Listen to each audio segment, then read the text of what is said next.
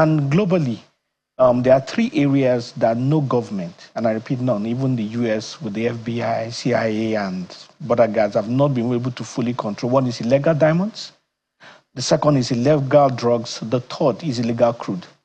Illegal crude is an international menace.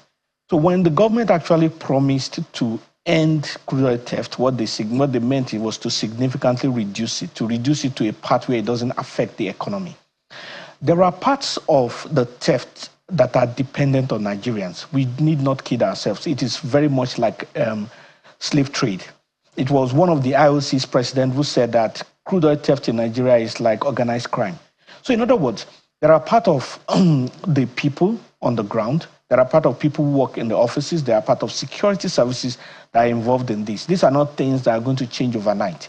So when the government makes this promise, they are making the promise, or I believe that they are making the promise within certain parameters. But having said that, it is still the responsibility of government to ensure that security is there.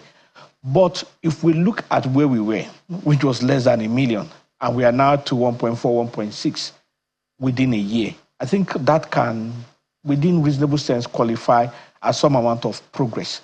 Whether that is where we should be is a different ballgame.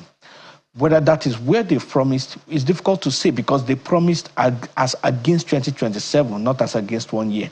So if this talk is about to analyze the progress that has been made, I think that's one area they can definitely get a thumbs up in terms of what is obvious, what the facts on the matter is.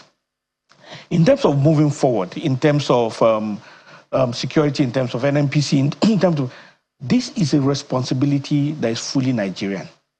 And if we want progress, we have to avoid what we call the Messiah complex. The Messiah complex is a situation where we think one person or a certain clique will solve the problem that is the responsibility of everybody.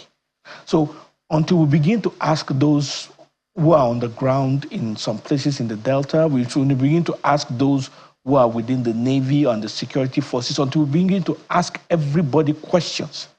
And people begin to be questioned, and like they did for Bobrisky when it came to the facing of the Naira, and some people go to jail.